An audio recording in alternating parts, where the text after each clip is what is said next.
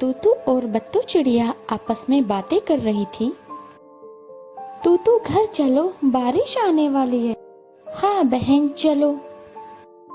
जंगल में अचानक बारिश का मौसम बन गया। सभी पक्षी अपने अपने घर में जाने की तैयारी करने लगे। उधर चूचू चिड़िया अपने बच्चों से कहती है कि वह भी अपने घर चले। अगर बारिश लग गई तो बच्चे बीमार हो जाएंगे। अरे यो मुनमुन बिटिया, इतनी जल्दी में कहाँ जा रही हो? काकी, मैं अपनी सहेली टूनी के पास जा रही हूँ। उसने कल ही अंडे दिए हैं। पता चला है कि तेज आंधी तूफान आने वाला है, बारिश भी होगी। बूढ़ी काकी और चुनमुन चिड़िया आपस में दोनों बातें करने लगती है। उधर टूनी चिड़िया भोजन की तलाश में जंगल के बाहर गई हुई थी। तभी टूनी चिड़िया के पास आती है। टूनी बहन, तुम्हें पता है जंगल में बारिश आने वाली है। सभी पक्षी अपने अपने घोंसलों में, मैं भी जा रही हूँ। हे भगवान, मैंने तो कल ही अंडे दिए हैं, ना जाने क्या होगा। तभी अचानक जोर जोर से हवाएं चलने लगती है। हे भगवान, अब क्या होगा? मैंने तो कल ही अंडे दिए हैं, मुझे जाकर किसी से मदद मांगनी पड़ेगी। मैं जाकर चीनू बहन से मदद मांगती हूँ, वह मेरी अच्छी सहेली है। जाती हूँ, जाकर चीनू बहन से मदद मांगती हूँ, मदद जरूर करेंगी। अचानक जोर जोर से बारिश होने लगती है। टूनी चिड़िया चीनू चिड़िया से मदद मांगने के लिए निकल पड़ती है। चीनू घर में आराम कर रही थी। तभी वह दरवाजे पर खटखट की आवाज सुनती है और बाहर आती है। चीनू बहन, तरो बहन। मैं टूनी, बाहर आओ बहन। तुम यहाँ क्या कर रही हो टूनी? तुम्हें तो इस वक्त अपने घोंसले में होना चाहिए। तुम मेरे घर क्या कर रही हो बहन? मुझे तुम्हारी मदद चाहिए चीनू बहन। तीनू बहन, जंगल में बहुत तेज बारिश हो रही है, मैंने कल ही है। इसमें मैं क्या तुम्हारी मदद कर सकती हूँ टूनी? जरा खुल के बताओ, मुझे समझ नहीं आया। चीनू बहन, क्या आज रात में तुम्हारे घर रुक सकती हूँ? कल सुबह होते ही मैं यहाँ से चली जाऊंगी और अपने लिए नया घर भी बना लूंगी बहन।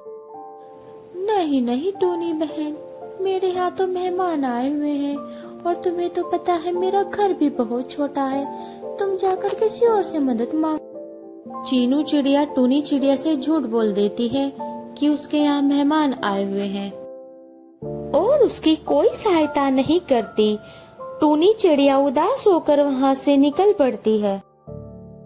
टूनी चिड़िया तेज बारिश में उड़ती हुई इधर उधर घूमती है। वह इधर उधर उड़ते हुए अपने बच्चों का ख्याल करती है।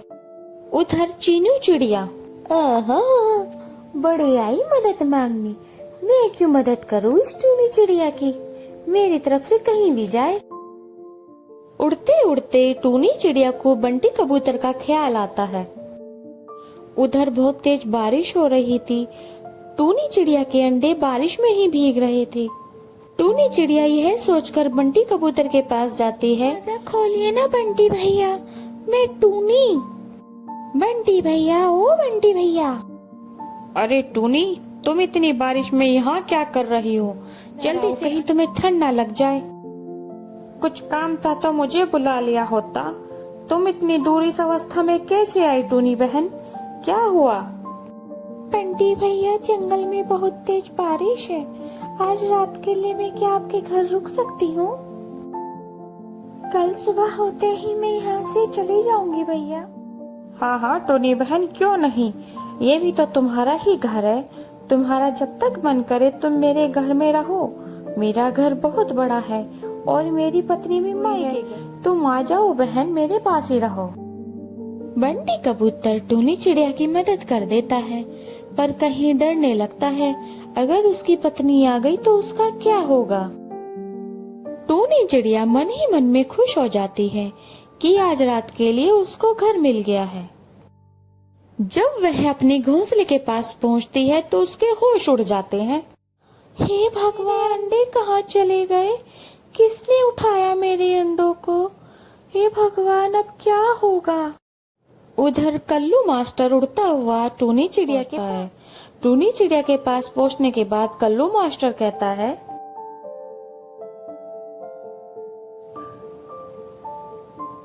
क्या हुआ टूनी बहन, क्यों रो रही हो? क्या बात है टूनी बहन? तुम्हारे अंडे सुरक्षित हैं, चिंता नहीं करो टूनी बहन। तुम्हें पता है जंगल में शिकारी चील घूम रहा है, वह तुम्हारे अंडों को देख रहा था। धन्यवाद कालू भैया, आपने मेरे अंडे बचाए। कहाँ पर है मेरे अंडे? मुझे जल्दी से ले चलो मेरे अंडों के पास। तभी जंगल में जोर जोर से हवाएं चलने लगती है। टूनी चिड़िया और कल्लू मास्टर उड़ते हुए कालू कौवे के घर पहुँचते हैं। कालू कौवे के घर पहुँचने के बाद, गौरी जी कहाँ पर हो? तनिक इधर तो आओ, मेरे साथ टूनी आई है, जल्दी से इधर आओ गौरी जी। तभी गौरी चिड़िया अंदर से आती है और कालू से कहती है, आ गए कालू जी आप, मैं कब से आपका इंतजार कर रही थी। टूनी बहन भी आई है साथ में। क्या बात है कालू जी, आई अभी, क्यों इतना शोर मचा रहे हो? मैं अपने साथ टूनी बहन को लाया हूँ, जल्दी आओ। फिर टूनी अपने अंडों को देखती है और खुश हो जाती है। टूनी बहन, अगर आज कालू जी टाइम पर ना जाते तो भगवान न जाने आज क्या हो जाता। तुम्हारा बहुत बहुत धन्यवाद सुंदरी बहन, अगर आज आप दोनों ना होते न जाने क्या होता। फिर जोर जोर से अचानक बारिश होने लगती।